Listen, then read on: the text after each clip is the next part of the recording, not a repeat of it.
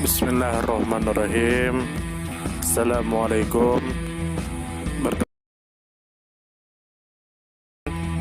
Semoga kita baik-baik saja dan semoga kita masuk surga. Amin. Pemberontakan Boxer. Pemberontakan anti-imperialis yang terjadi di Tiongkok dari 1899 hingga 1901 terhadap kekuasaan asing di sektor perdagangan, politik, agama, dan teknologi. Boxer memulai aksinya sebagai gerakan anti-asing, anti-imperialis, dan merupakan pergerakan berdasarkan petani di Tiongkok Utara. Mereka menyerang orang asing yang membangun jalur kereta api dan melanggar Feng Shui, dan juga orang Kristen yang dianggap bertanggung jawab untuk dominasi asing di Tiongkok. Pada Juni tahun 1900, Boxer menyerang Beijing dan membunuh 230 orang non-Tionghoa.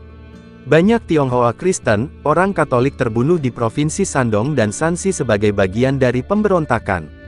Dengan slogan "Dukung Qing, hancurkan Barat", mereka terus beraksi.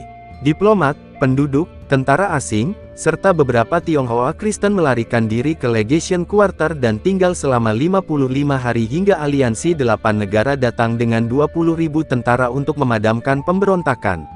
Protokol Boxer pada tanggal 7 September tahun 1901 mengakhiri pemberontakan dan mengenakan sanksi yang berat terhadap dinasti Qing, seperti ganti rugi sebesar 450 juta tael perak.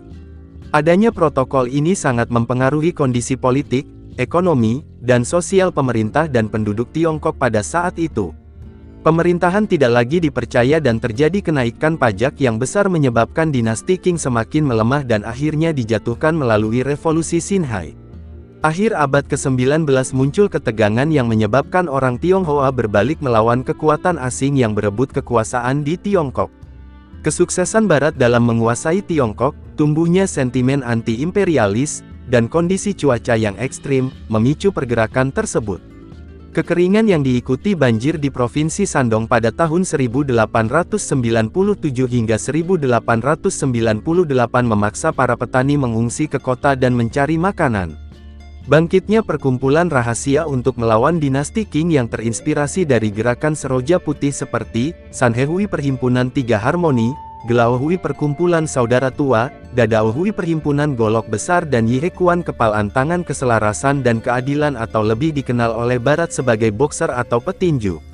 Perjanjian Tianjin dan Konvensi Peking, yang ditandatangani pada tahun 1860 setelah Perang Candu Kedua, telah memberikan kebebasan kepada misionaris asing untuk berkhotbah dimanapun di Tiongkok dan membeli tanah untuk membangun gereja.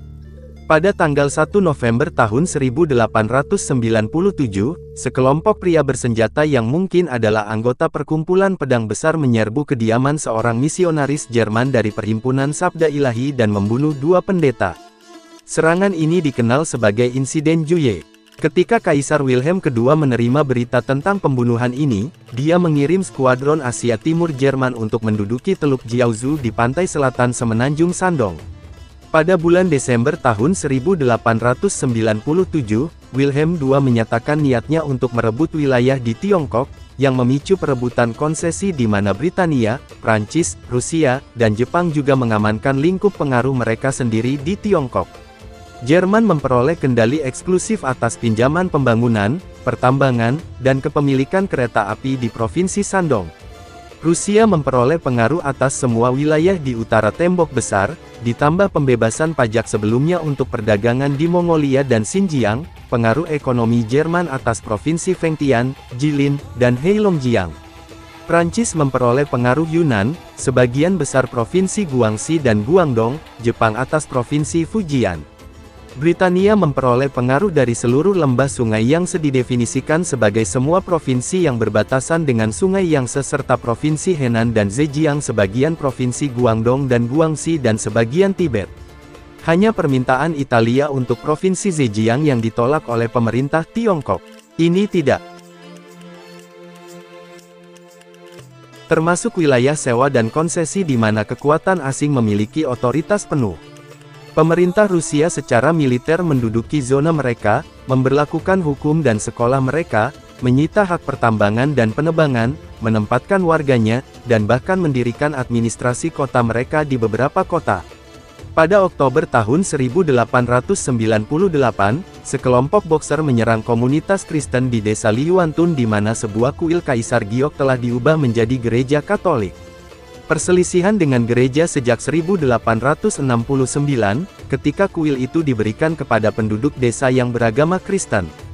Kejadian ini menandai pertama kalinya Boxer menggunakan slogan "Dukung King", hancurkan orang asing yang kemudian menjadi ciri khas mereka. Agresi terhadap misionaris dan orang Kristen mendapat tanggapan tajam dari para diplomat yang melindungi warga negara mereka. Pada tahun 1899, Menteri Prancis di Beijing membantu para misionaris untuk mendapatkan dekrit yang memberikan status resmi untuk setiap ordo dalam hierarki Katolik Roma, yang memungkinkan pendeta lokal untuk mendukung umat mereka dalam perselisihan hukum atau keluarga dan melewati pejabat setempat. Setelah pemerintah Jerman mengambil alih Shandong, banyak orang Tionghoa khawatir bahwa para misionaris asing dan mungkin semua aktivitas Kristen adalah upaya imperialis untuk mengukir Melonia itu menjajah Tiongkok sepotong demi sepotong. Seorang pejabat Tiongkok mengungkapkan permusuhan terhadap orang asing secara singkat, "Singkirkan misionaris dan opium Anda dan Anda akan diterima." Awal gerakan kelompok Boxer bertepatan dengan reformasi 100 hari tanggal 11 Juni hingga tanggal 21 September tahun 1898, di mana pejabat Tiongkok yang progresif, dengan dukungan dari misionaris Protestan, membujuk Kaisar Guangxu untuk melembagakan reformasi besar-besaran. Ini mengasingkan banyak pejabat konservatif, yang penentangannya membuat Ibu Suri Cixi campur tangan dan membatalkan reformasi. Kegagalan gerakan reformasi mengecewakan banyak orang Tionghoa terpelajar dan dengan demikian semakin melemahkan pemerintahan Qing. Ibu Suri merebut kekuasaan dan menempatkan kaisar reformis di bawah tahanan rumah. Krisis nasional secara luas dianggap disebabkan oleh agresi aliansi asing di dalam negara berdaulat. Meskipun kemudian mayoritas orang Tionghoa sangat berterima kasih atas tindakan aliansi tersebut. Pada saat itu, pemerintah Qing sangat korup. Rakyat jelata sering menghadapi pemerasan dari pejabat pemerintah dan pemerintah tidak memberikan perlindungan dari tindakan kekerasan kelompok Boxer. Pada bulan Januari tahun 1900, dengan mayoritas konservatif di Istana Kekaisaran, Janda Permaisuri Cixi mengubah posisinya di kelompok petinju, dan mengeluarkan dekrit untuk membela mereka, menyebabkan protes dari kekuatan asing. Pada musim semi 1900, gerakan kelompok petinju menyebar dengan cepat ke utara dari Shandong ke pedesaan dekat Beijing. Para petinju membakar gereja-gereja Kristen, membunuh orang-orang Kristen Tionghoa, dan mengintimidasi para pejabat Tiongkok yang menghalangi jalan mereka. Menteri Amerika Edwin H. Conger mengirim kabel ke Washington, yang isinya, seluruh negeri dipenuhi oleh para pemalas yang lapar, tidak puas, dan putus asa. Pada tanggal 30 Mei para diplomat, dipimpin oleh Menteri Inggris Claude Maxwell Macdonald, meminta agar tentara asing datang ke Beijing untuk mempertahankan kedutaan. Pemerintah Tiongkok dengan enggan menyetujui, dan keesokan harinya pasukan multinasional yang terdiri dari 435 tentara angkatan laut dari 8 negara turun dari kapal perang dan melakukan perjalanan dengan kereta api dari Dagu Taku ke Beijing. Mereka mengatur batas pertahanan di sekitar misi masing-masing. Pada tanggal 5 Juni tahun 1900, jalur kereta api ke Tianjin dipotong oleh kelompok petinju di pedesaan dan Beijing diisolasi. Pada tanggal 11 Juni di gerbang Yongding, Sekretaris Kedutaan Jepang, Sugiyama Akira diserang dan dibunuh oleh tentara Jenderal Dong Fuxiang, yang menjaga bagian selatan kota bertembok Beijing. Berbekal senapan Mauser tetapi mengenakan seragam tradisional, pasukan Dong telah mengancam kedutaan asing pada musim gugur 1898 segera setelah tiba di Beijing, sedemikian rupa sehingga marinir Amerika Serikat telah dipanggil ke Beijing untuk menjaga kedutaan. Kaisar Wilhelm II sangat khawatir dengan pasukan Muslim Tiongkok sehingga dia meminta Khalifah Abdul Hamid II dari Kekaisaran Utsmaniyah untuk menemukan cara menghentikan pertempuran pasukan Muslim. Khalifah menyetujui permintaan Kaisar dan mengirim Enver Pasha, bukan pemimpin Turki muda di masa depan, ke Tiongkok pada tahun 1901, tetapi pemberontakan telah berakhir pada saat itu. Pada tanggal 11 Juni kelompok petinju pertama terlihat di alun-alun Legasi Internasional. Menteri Jerman, Clemens von Ketteler, dan tentara Jerman menangkap seorang anak laki-laki kelompok petinju dan mengeksekusinya secara misterius. Sebagai tanggapan, ribuan kelompok petinju menyerbu kota bertembok Beijing sore itu dan membakar banyak gereja dan katedral Kristen di kota itu, membakar beberapa korban hidup-hidup. Misionaris Amerika dan Inggris berlindung di misi metodis dan serangan di sana berhasil dipukul mundur oleh marinir Amerika. Para prajurit di Kedutaan Besar Inggris dan Kedutaan Jerman menembak dan membunuh beberapa petinju, mengasingkan penduduk Tionghoa di kota itu dan mendorong pemerintah Qing untuk mendukung kelompok petinju. Pasukan Muslim Gansu dan kelompok petinju, bersama dengan orang Tiongkok lainnya, kemudian menyerang dan membunuh orang Kristen Tiongkok di sekitar kedutaan sebagai balas dendam atas serangan asing terhadap orang Tiongkok. Amunisi, bersama dengan jutaan pon beras dan persediaan medis yang cukup. Di sana mereka menggali dan menunggu penyelamatan. Seorang pelayan Tiongkok menyelinap melalui garis kelompok petinju dan imperial, mencapai Tianjin, dan memberitahu 8 kekuatan kesulitan Seymour. Pasukannya dikepung oleh pasukan kekaisaran dan petinju, diserang hampir sepanjang waktu, dan pada titik diserbu. 8 kekuatan mengirim kolom bantuan dari Tianjin yang terdiri dari 1.800 orang, 900 tentara Rusia dari Port Arthur, 500 pelaut Inggris, dan berbagai macam pasukan lainnya. Pada tanggal 25 Juni kolom bantuan mencapai Seymour. Pasukan Seymour sekarang menghancurkan gudang senjata, mereka menembakkan senjata lapangan yang ditangkap dan membakar amunisi apapun yang tidak dapat mereka ambil. Pasukan Seymour dan barisan bantuan berbaris kembali ke Tientsin, tanpa perlawanan, pada tanggal 26 Juni. Korban Seymour selama ekspedisi tersebut adalah 62 tewas dan 228 luka-luka. Pada tanggal 15 Juni pasukan Kekaisaran Qing mengerahkan ranjau listrik di Sungai Beihai-Peiho untuk mencegah aliansi 8 negara mengirim kapal untuk menyerang. Dengan situasi militer yang sulit di Tianjin dan terputusnya total komunikasi antara Tianjin dan Beijing, negara-negara sekutu mengambil langkah untuk memperkuat kehadiran militer mereka secara signifikan. Pada tanggal 17 Juni mereka merebut benteng Dagu yang memimpin pendekatan ke Tianjin, dan dari sana membawa lebih banyak pasukan ke pantai.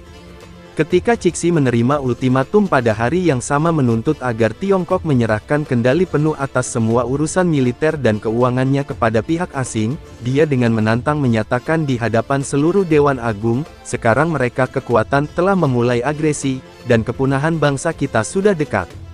Jika kita hanya melipat tangan dan menyerah kepada mereka, saya tidak akan memiliki wajah untuk melihat nenek moyang kita, setelah kematian. Jika kita harus binasa, mengapa kita tidak bertempur sampai mati? Pada titik inilah Cixi mulai memblokade kedutaan dengan pasukan-pasukan lapangan Peking, yang memulai pengepungan. Cixi menyatakan bahwa, saya selalu berpendapat, bahwa tentara sekutu terlalu mudah diizinkan untuk melarikan diri pada tahun 1860.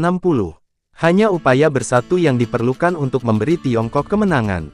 Hari ini, akhirnya, kesempatan untuk membalas dendam telah datang, dan berkata bahwa jutaan orang Tionghoa akan bergabung dalam perjuangan melawan orang asing karena Manchu telah memberikan keuntungan besar di Tiongkok. Setelah menerima penyerangan di Benteng Dagu pada tanggal 19 Juni, Janda Permaisuri Cixi segera mengirimkan perintah kepada kedutaan agar para diplomat dan orang asing lainnya meninggalkan Beijing di bawah pengawalan tentara Tiongkok dalam waktu 24 jam. Keesokan paginya, para diplomat dari kedutaan yang terkepung bertemu untuk membahas tawaran Permaisuri. Mayoritas dengan cepat setuju bahwa mereka tidak dapat mempercayai tentara Tiongkok. Khawatir akan dibunuh, mereka setuju untuk menolak permintaan Permaisuri. Utusan Kekaisaran Jerman, Baron Clemens von Ketteler, marah dengan tindakan pasukan tentara Tiongkok dan bertekad untuk membawa keluhannya ke istana kerajaan. Berlawanan dengan saran dari sesama orang asing, Baron meninggalkan kedutaan dengan 1 ajudan dan tim pengangkut barang untuk membawa tandunya. Dalam perjalanannya ke istana, von Ketteler dibunuh di jalanan Beijing oleh seorang Kapten Manchu. Ajudannya berhasil lolos dari serangan itu dan membawa kabar kematian Baron kembali ke kompleks diplomatik. Mendengar berita ini, para diplomat lainnya khawatir mereka juga akan dibunuh jika meninggalkan kawasan kedutaan dan mereka memilih untuk terus menentang perintah Tiongkok untuk meninggalkan Beijing. Kedutaan dengan tergesa-gesa dibentengi. Sebagian besar warga sipil asing, termasuk sejumlah besar misionaris dan pengusaha, berlindung di kedutaan Inggris, kompleks diplomatik terbesar. Orang-orang Kristen Tionghoa sebagian besar ditempatkan di istana yang berdekatan Pangeran Su, yang dipaksa untuk meninggalkan hartanya oleh tentara asing. Pada tanggal 21 Juni Janda Permaisuri Cixi menyatakan perang melawan semua kekuatan asing. Gubernur daerah di selatan, yang memimpin pasukan modern yang substansial, seperti Li Hongzhang di Kanton, Yuan Shikai di Shandong, Zhang Zidong di Wuhan dan Liu Kunyi di Nanjing, membentuk Fakta Pertahanan bersama Provinsi Tenggara. Mereka menolak untuk mengakui deklarasi Perang Istana Kekaisaran, yang mereka nyatakan sebagai Luan Ming perintah yang tidak sah dan menyembunyikan pengetahuannya dari publik di selatan. Yuan Shikai menggunakan pasukannya sendiri untuk menekan kelompok petinju di Shandong, dan Zhang mengadakan negosiasi dengan orang asing di Shanghai untuk menjaga pasukannya keluar dari konflik. Netralitas gubernur provinsi dan regional ini membuat sebagian besar pasukan militer Tiongkok keluar dari konflik. Kedutaan Inggris, Prancis, Jerman, Italia, Austria-Hongaria, Spanyol, Belgia, Belanda, Amerika Serikat, Rusia, dan Jepang berlokasi di perempatan kedutaan Beijing di selatan kota terlarang. Tentara Tiongkok dan laskar kelompok petinju mengepung perempatan kedutaan dari tanggal 20 Juni hingga tanggal 14 Agustus tahun 1900. Sebanyak 473 warga sipil asing, 409 tentara, marinir, dan pelaut dari 8 negara, dan sekitar 3.000 orang Kristen Tionghoa berlindung di sana. Di bawah komando Menteri Inggris untuk Tiongkok, Claude Maxwell Macdonald, staf kedutaan dan penjaga militer mempertahankan kompleks tersebut dengan senjata ringan, 3 senapan mesin, dan 1 meriam tua bermuatan moncong, yang dijuluki senapan internasional, karena larasnya adalah Inggris, gerbongnya Italia, cangkangnya Rusia, dan awaknya Amerika. Orang Kristen Tiongkok di kedutaan memimpin orang asing ke meriam dan terbukti penting dalam pertahanan. Juga dikepung di Beijing adalah Katedral Utara atau Beitang dari Gereja Katolik. Beitang dipertahankan oleh 43 tentara Prancis dan Italia, 33 pendeta dan biarawati asing Katolik, dan sekitar 3.200 umat Katolik Tionghoa. Para pembela menderita banyak korban karena kekurangan makanan dan ranjau yang diledakkan orang Tiongkok di terowongan yang digali di bawah kompleks. Jumlah tentara dan petinju Tiongkok yang mengepung perempatan kedutaan dan Beitang tidak diketahui. Pangeran Manchu Zai dari Panji di Divisi Roh Harimau memimpin serangan terhadap gereja katedral Katolik. Pejabat Manchu Kixiu juga memimpin serangan terhadap katedral. Pada tanggal 22 dan tanggal 23 Juni tentara Tiongkok dan kelompok petinju membakar wilayah utara dan barat kedutaan Inggris, menggunakannya sebagai taktik yang menakutkan untuk menyerang para pembela. Di dekatnya Akademi Hanlin, kompleks halaman dan bangunan yang menampung inti dari beasiswa Tiongkok, perpustakaan tertua dan terkaya di dunia, terbakar. Masing-masing pihak saling menyalahkan atas penghancuran buku-buku berharga yang ada di dalamnya. Jenderal Manchu Ronglu menyimpulkan bahwa sia-sia untuk melawan semua kekuatan secara bersamaan dan menolak untuk menekan pengepungan. Manchu Zai Pangeran Duan, seorang teman anti-asing Dong Fuxiang, menginginkan artileri untuk pasukan Dong untuk menghancurkan kedutaan. Ronglu memblokir transfer artileri ke Zai dan Dong, mencegah mereka menyerang. Ronglu memaksa Dong Fuxiang dan pasukannya mundur dari menyelesaikan pengepungan dan menghancurkan kedutaan, dengan demikian menyelamatkan orang asing dan membuat konsesi diplomatik. Ronglu dan Pangeran Qing mengirim makanan ke kedutaan, dan menggunakan Manchu Bannerman mereka untuk menyerang Muslim Gansu Braves Dong Fuxiang dan kelompok petinju yang mengepung orang asing. Mereka mengeluarkan dekrit yang memerintahkan orang asing untuk dilindungi, tetapi para prajurit Gansu mengabaikannya, dan berperang melawan Bannerman yang mencoba memaksa mereka menjauh dari kedutaan. Kelompok petinju juga menerima perintah dari Dong Fuxiang. Ronglu juga dengan sengaja menyembunyikan surat keputusan kekaisaran dari Jenderal Ni Shicheng. Dekrit tersebut memerintahkan dia untuk berhenti melawan kelompok petinju karena invasi asing, dan juga karena penduduknya menderita. Karena tindakan Ronglu, Jenderal Ni terus melawan kelompok petinju dan membunuh banyak dari mereka bahkan saat pasukan asing sedang menuju Tiongkok. Ronglu juga memerintahkan Ni untuk melindungi orang asing dan menyelamatkan rel kereta api dari kelompok petinju. Karena bagian dari kereta api diselamatkan di bawah perintah Ronglu, tentara invasi asing dapat mengangkut dirinya sendiri ke Tiongkok dengan cepat. Jenderal Ni mengirim ribuan pasukan melawan kelompok petinju, bukan melawan orang asing. Ni sudah kalah jumlah oleh sekutu dengan 4.000 orang. Jenderal Ni disalahkan karena menyerang kelompok petinju, karena Ronglu membiarkan Ni yang disalahkan. Di pertempuran Tianjin-Tianxin, Jenderal Ni memutuskan untuk mengorbankan hidupnya dengan berjalan ke jangkauan senjata sekutu. Su Jingcheng, yang pernah menjabat sebagai utusan Qing untuk banyak negara bagian yang sama yang dikepung di kawasan kedutaan, berpendapat bahwa penghindaran hak ekstrateritorial dan pembunuhan diplomat asing belum pernah terjadi sebelumnya di Tiongkok dan luar negeri. Su dan 5 pejabat lainnya mendesak Janda Permaisuri Cixi untuk memerintahkan penindasan kelompok petinju, eksekusi pemimpin mereka, dan penyelesaian diplomatik dengan tentara asing. Janda Permaisuri, yang marah, menghukum mati Su dan 5 orang lainnya karena, dengan sengaja dan tidak masuk akal mengajukan petisi ke pengadilan kekaisaran, dan membangun pemikiran subversif. Mereka dieksekusi pada tanggal 28 Juli tahun 1900 dan kepala mereka yang terpenggal dipajang di lapangan eksekusi Caishiko di Beijing. Merefleksikan kebimbangan ini, beberapa tentara Tiongkok dengan bebas menembaki orang asing yang dikepung sejak awal. Cixi tidak secara pribadi memerintahkan pasukan kekaisaran untuk melakukan pengepungan, dan sebaliknya memerintahkan mereka untuk melindungi orang asing di kedutaan. Pangeran Duan memimpin kelompok petinju untuk menjarah musuh. Musuhnya di dalam istana kekaisaran dan orang asing, meskipun otoritas kekaisaran mengusir kelompok petinju setelah mereka diizinkan masuk ke kota dan melakukan penjarahan terhadap pasukan asing dan kekaisaran Qing. Petinju yang lebih tua dikirim keluar Beijing untuk menghentikan tentara asing yang mendekat, sementara pria yang lebih muda diserap ke dalam tentara Muslim Gansu. Dengan kesetiaan dan prioritas yang saling bertentangan yang memotivasi berbagai kekuatan di dalam Beijing, situasi di kota menjadi semakin kacau. Kedutaan asing terus dikepung oleh pasukan kekaisaran Qing dan Gansu. Sementara tentara Gansu Dong Fuxiang, yang sekarang membengkak karena penambahan kelompok petinju, ingin menekan pengepungan, pasukan kekaisaran Ronglu tampaknya sebagian besar berusaha untuk mengikuti keputusan Janda Permaisuri Cixi dan melindungi kedutaan. Namun, untuk memuaskan kaum konservatif di Istana Kekaisaran, anak buah Ronglu juga menembaki kedutaan dan melepaskan petasan untuk memberi kesan bahwa mereka juga menyerang orang asing. Di dalam kedutaan dan di luar komunikasi dengan dunia luar, orang asing hanya menembaki target apapun yang menampilkan diri mereka, termasuk utusan dari Istana Kekaisaran. Dong Fuxiang ditolak artileri yang dipegang oleh Ronglu yang menghentikannya untuk meratakan kedutaan, dan ketika dia mengeluh kepada Janda Permaisuri Cixi pada tanggal 23 Juni dia dengan acuh mengatakan bahwa, ekormu menjadi terlalu berat untuk dikibaskan.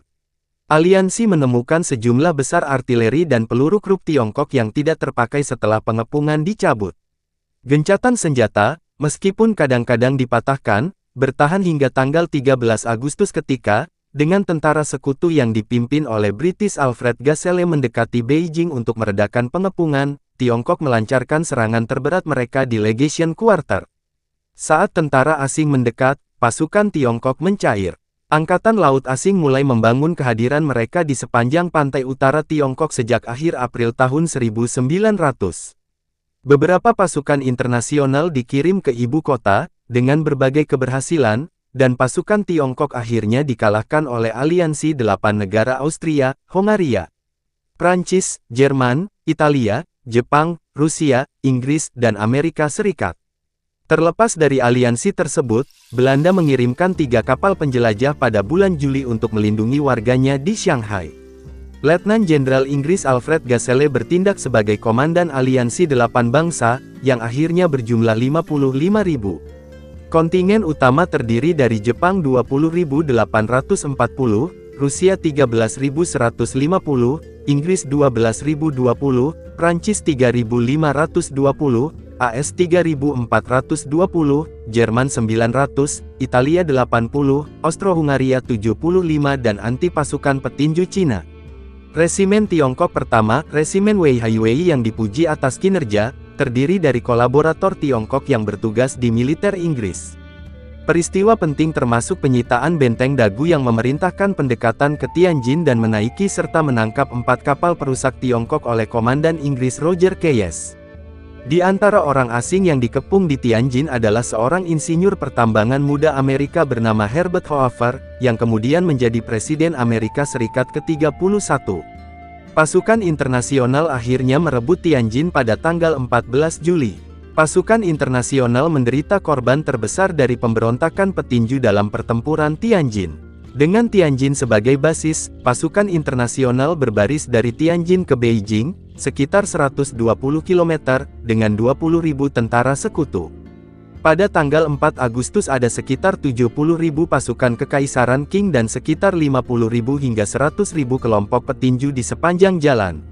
Sekutu hanya menghadapi perlawanan kecil, berperang di Beichang dan Yangchun. Di Yangchun, Resimen Infanteri ke-14 pasukan Amerika Serikat dan Inggris memimpin serangan itu.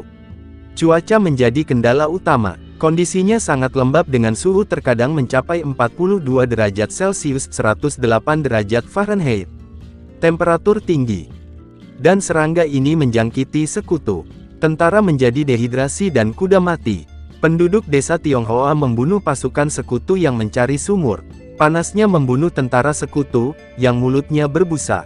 Taktik di sepanjang jalan sangat mengerikan di kedua sisi. Tentara sekutu memenggal kepala mayat orang Tionghoa, bayonet atau memenggal kepala warga sipil Tionghoa yang masih hidup, dan memperkosa gadis dan wanita Tionghoa. Orang Kosek dilaporkan telah membunuh warga sipil Tiongkok hampir secara otomatis dan Jepang menendang seorang tentara Tiongkok sampai mati. Orang Cina menanggapi kekejaman aliansi dengan tindakan kekerasan dan kekejaman yang serupa, terutama terhadap orang Rusia yang ditangkap. Letnan Smedley Butler melihat sisa-sisa 2 tentara Jepang dipaku di dinding, lidah mereka dipotong dan mata mereka dicungkil. Letnan Butler terluka selama ekspedisi di kaki dan dada, kemudian menerima medali brevet sebagai pengakuan atas tindakannya. Pasukan internasional mencapai Beijing pada tanggal 14 Agustus. Menyusul kekalahan tentara Beiyang dalam Perang Tiongkok-Jepang pertama, pemerintah Tiongkok telah banyak berinvestasi dalam memodernisasi tentara kekaisaran, yang dilengkapi dengan senapan pengulang Mauser modern dan artileri Krupp. 3 divisi modern yang terdiri dari Manchu Bannerman melindungi wilayah metropolitan Beijing. 2 dari mereka berada di bawah komando Pangeran Qing dan Ronglu yang anti petinju, sementara Pangeran Duan yang anti asing memimpin Husenying yang berkekuatan 10.000 orang, divisi Roh Harimau yang telah bergabung dengan Gansu Braves dan kelompok petinju dalam menyerang orang asing. Itu adalah Kapten Husenying yang telah membunuh diplomat Jerman ke Teller. Tentara ulet di bawah Ni Shicheng menerima pelatihan gaya barat di bawah perwira Jerman dan Rusia selain senjata dan seragam modern mereka. Mereka secara efektif melawan aliansi di pertempuran Tientsin sebelum mundur dan mengejutkan pasukan aliansi dengan keakuratan artileri mereka selama pengepungan konsesi Tianjin. Peluru artileri gagal meledak saat terkena benturan karena manufaktur yang korup. Gansu Braves di bawah Dong Fuxiang, yang oleh beberapa sumber digambarkan sebagai tidak disiplin, dipersenjatai dengan senjata modern tetapi tidak dilatih menurut latihan barat dan mengenakan seragam tradisional Tiongkok. Mereka memimpin kekalahan aliansi di Langfang dalam ekspedisi Seymour dan merupakan yang paling ganas dalam mengepung kedutaan di Beijing. Beberapa pasukan spanduk diberi senjata modern dan pelatihan barat, menjadi pasukan spanduk metropolitan, yang dihancurkan dalam pertempuran. Di antara orang Manchu yang tewas adalah ayah dari penulis Lao Tzu. Inggris memenangkan perlombaan di antara pasukan internasional untuk menjadi yang pertama mencapai perempatan kedutaan yang terkepung. AS dapat memainkan peran karena kehadiran kapal dan pasukan AS yang ditempatkan di Manila sejak penaklukan Filipina oleh AS selama Perang Spanyol-Amerika dan selanjutnya Perang Filipina-Amerika. Di militer AS, aksi dalam pemberontakan petinju dikenal sebagai ekspedisi bantuan Tiongkok. Marinir Amerika Serikat memanjat tembok Beijing adalah gambar ikonik dari pemberontakan petinju. Pasukan India di kuil surga. Mereka adalah orang pertama yang memasuki perempatan kedutaan. Tentara Inggris mencapai kawasan kedutaan pada sore hari tanggal 14 Agustus dan membebaskan kawasan kedutaan. Beitang dibebaskan pada tanggal 16 Agustus pertama oleh tentara Jepang dan kemudian, secara resmi, oleh Prancis. Pada dini hari tanggal 15 Agustus tepat ketika kedutaan asing dibebaskan, janda permaisuri Cixi, mengenakan kapas biru empuk milik seorang wanita petani, Kaisar Guangxu, dan rombongan kecil naik ke dalam 3 gerobak kayu sapi dan melarikan diri dari kota ditutupi dengan selimut kasar. Legenda mengatakan bahwa janda permaisuri kemudian memerintahkan selir favorit Kaisar Guangxu, Permaisuri Zhen, dilempar ke dalam sumur di kota terlarang atau menipunya untuk menenggelamkan dirinya sendiri. Perjalanan menjadi semakin sulit karena kurangnya persiapan, tetapi janda permaisuri bersikeras bahwa ini bukanlah retret, melainkan tur inspeksi. Setelah berminggu-minggu melakukan perjalanan, rombongan tiba di Xi'an di Shanxi Provinsi, di luar jalur gunung pelindung yang tidak bisa dijangkau orang asing, jauh di dalam wilayah Muslim Cina dan dilindungi oleh Gansu Braves. Orang asing tidak mendapat perintah untuk mengejar janda permaisuri, jadi mereka memutuskan untuk tetap tinggal. Kekaisaran Rusia dan dinasti Qing telah mempertahankan perdamaian yang panjang, dimulai dengan perjanjian Nerchins pada tahun 1689, tetapi pasukan Rusia mengambil keuntungan dari kekalahan Tiongkok untuk memaksakan perjanjian Aigun tahun 1858 dan perjanjian Peking tahun 1860 yang sebelumnya menyerahkan wilayah Tiongkok di Manchuria ke Rusia, yang sebagian besar dipegang oleh Rusia hingga saat ini. Primorie Rusia bertujuan untuk menguasai Sungai Amur untuk navigasi, dan pelabuhan segala cuaca Dairen dan Port Arthur di semenanjung Liaodong. Kebangkitan Jepang sebagai kekuatan Asia memprovokasi kecemasan Rusia, terutama mengingat meluasnya pengaruh Jepang di Korea. Menyusul kemenangan Jepang dalam Perang Tiongkok-Jepang pertama tahun 1895, intervensi 3 kali lipat Rusia, Jerman, dan Prancis memaksa Jepang untuk mengembalikan wilayah yang dimenangkan di Liaodong, yang mengarah ke aliansi de facto Tiongkok-Rusia. Orang Tionghoa lokal di Manchuria marah atas kemajuan Rusia ini dan mulai melecehkan orang Rusia dan institusi Rusia, seperti kereta api Timur Tiongkok. Pada Juni tahun 1900, Tiongkok membombardir kota Blagoveshchensk di sisi Rusia Amur. Pemerintah SAR menggunakan dalih aktivitas kelompok petinju untuk memindahkan sekitar 200.000 tentara ke daerah tersebut untuk menghancurkan kelompok petinju.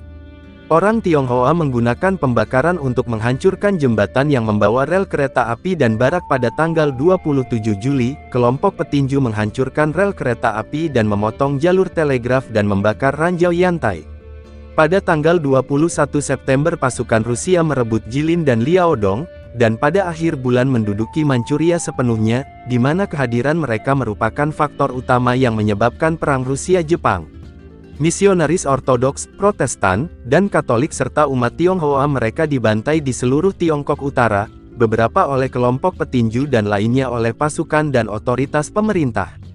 Setelah deklarasi perang terhadap kekuatan Barat pada bulan Juni tahun 1900, Yuxian, yang diangkat menjadi gubernur Shanxi pada bulan Maret tahun itu, menerapkan kebijakan anti-asing dan anti-Kristen yang brutal. Pada tanggal 9 Juli laporan beredar bahwa dia telah mengeksekusi 44 orang asing termasuk wanita dan anak-anak dari keluarga misionaris yang dia undang ke ibu kota provinsi Taiyuan dengan janji untuk melindungi mereka. Meskipun mengaku sebagai saksi mata, akun baru-baru ini dipertanyakan sebagai tidak mungkin. Peristiwa ini menjadi simbol kemarahan Tiongkok yang terkenal, yang dikenal sebagai pembantaian Taiyuan. The Baptist Missionary Society, yang berbasis di Inggris, membuka misinya di Shanxi pada tahun 1877. Pada tahun 1900 semua misionarisnya di sana dibunuh, bersama dengan 120 orang yang bertobat. Pada akhir musim panas, lebih banyak orang asing dan sebanyak 2.000 orang Kristen Tionghoa telah dihukum mati di provinsi tersebut. Jurnalis dan penulis sejarah Nat Brand menyebut pembantaian umat Kristen di Shanxi sebagai tragedi tunggal terbesar dalam sejarah evangelikalisme Kristen. Selama pemberontakan petinju secara keseluruhan, total 136 misionaris Protestan dan 53 anak-anak dibunuh, dan 47 pendeta dan biarawati Katolik, 30.000 Katolik Tionghoa, 2.000 Protestan Tionghoa, dan 200 hingga 400 dari 700 orang Kristen Ortodoks Rusia di Beijing diperkirakan tewas telah dibunuh. Secara kolektif, Orang Protestan yang meninggal disebut sebagai martir Tiongkok tahun 1900-222 martir Cina Kristen Rusia termasuk Sek. Metropanes secara lokal dikanonisasi sebagai martir baru pada tanggal 22 April tahun 1902, setelah Archimandrite Innocent Fugurovsky kepala misi Ortodoks Rusia di Cina, mengundang Sinode Maha Kudus untuk mengabadikan ingatan mereka. Ini adalah kanonisasi lokal pertama selama lebih dari 2 abad. Kelompok petinju melanjutkan untuk membunuh orang Kristen di 26 prefektur. Aliansi 8 bangsa menduduki provinsi Zili sementara Rusia menduduki Manchuria, tetapi wilayah Tiongkok lainnya tidak diduduki karena tindakan beberapa gubernur Han yang membentuk perlindungan bersama Tiongkok Tenggara yang menolak untuk mematuhi deklarasi perang dan mempertahankan tentara dan provinsi mereka keluar dari perang. Zhang Zidong memberi tahu Everard Fraser, konsul jenderal Inggris yang berbasis di Hankou, bahwa dia membenci Manchu agar aliansi 8 bangsa tidak menduduki provinsi di bawah Fakta Pertahanan Bersama. Provinsi Beijing, Tianjin dan Zili diduduki selama lebih dari 1 tahun oleh pasukan ekspedisi internasional di bawah komando Jenderal Jerman Alfred Graf von Waldersee. Amerika dan Inggris membayar Jenderal Yuan Shikai dan pasukannya divisi kanan untuk membantu aliansi 8 bangsa menekan kelompok petinju. Pasukan Yuan Shikai membunuh puluhan ribu orang dalam kampanye anti kelompok petinju mereka di Provinsi Zili dan Shandong setelah aliansi merebut Beijing.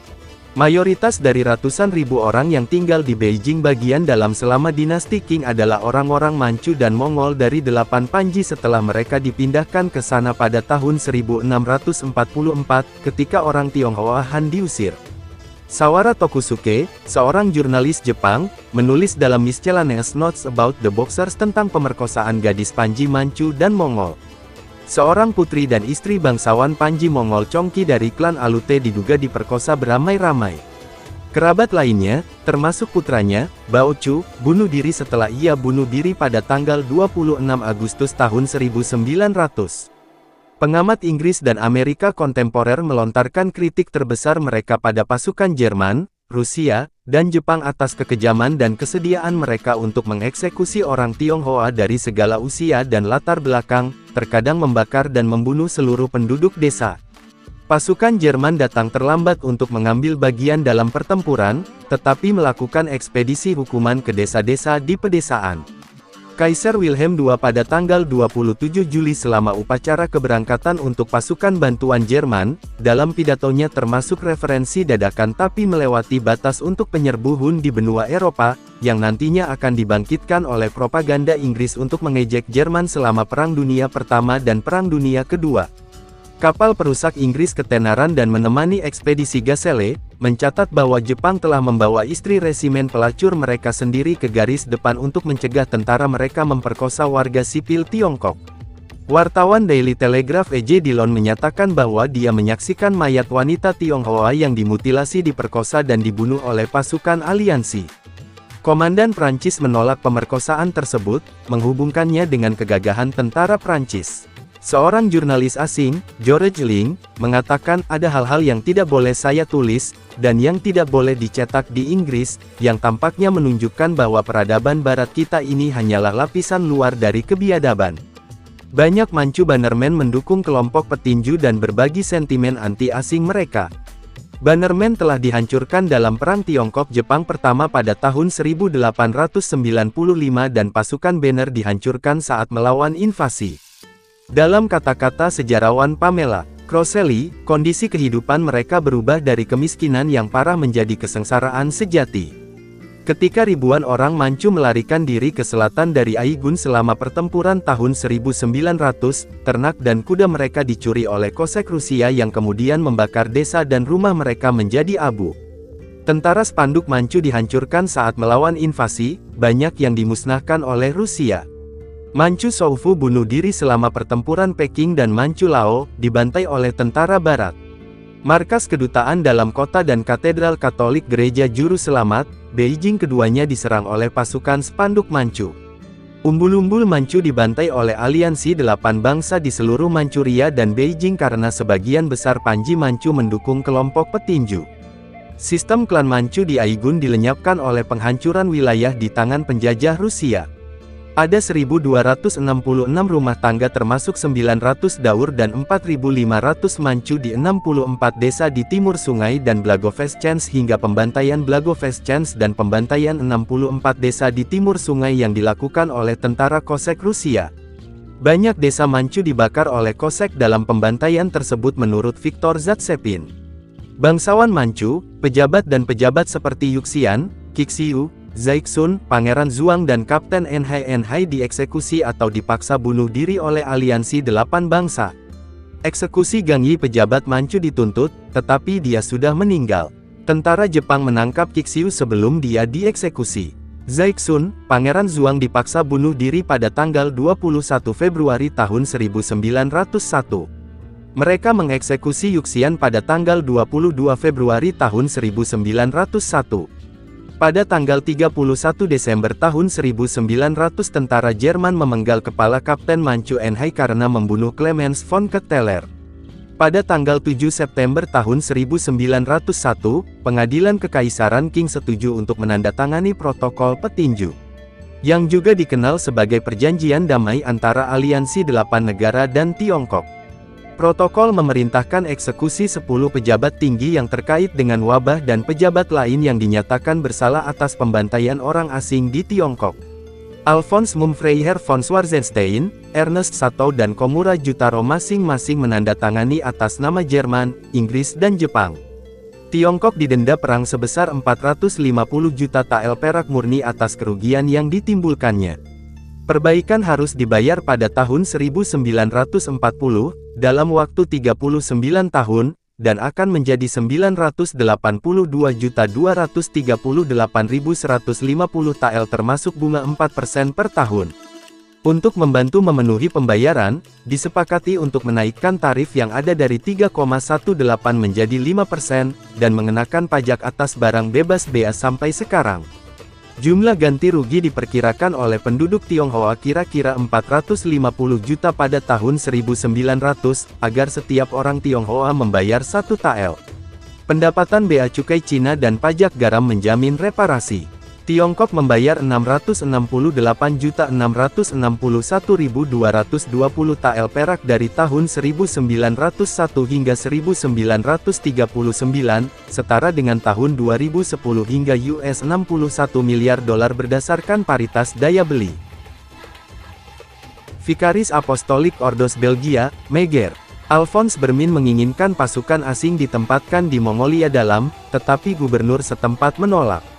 Bermin mengajukan petisi kepada Enming Manchu untuk mengirim pasukan ke Hetao di mana pasukan Mongol Pangeran Duan dan pasukan Muslim Jenderal Dong Fuxiang diduga mengancam umat Katolik. Ternyata Bermin mengarang kejadian tersebut sebagai hoaks. Misionaris Katolik Barat memaksa bangsa Mongol untuk menyerahkan tanah mereka kepada umat Katolik Cina Han sebagai bagian dari ganti rugi kelompok petinju menurut sejarawan Mongol Sirnut Sotbilik.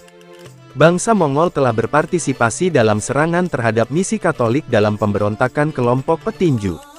Pemerintah Qing tidak menyerah pada semua tuntutan asing.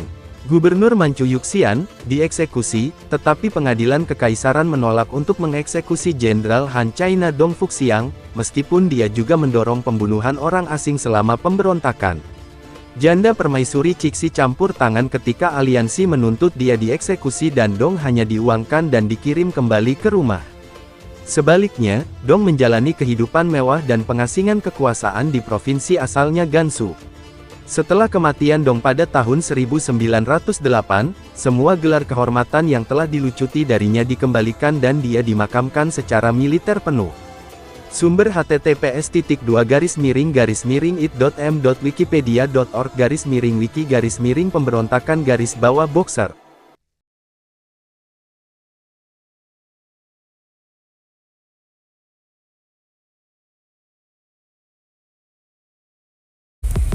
Terima kasih banyak. Mohon maaf jika ada salah. Semoga kita masuk surga. Semoga kita semua disehatkan badan, dilancarkan rezeki, dikabulkan segala hajat. Terima kasih banyak. Sampai bertemu di pertemuan selanjutnya. Salam damai. Terima kasih, semoga kita baik-baik saja, mohon maaf. Terima kasih, semoga kita baik-baik saja, mohon maaf.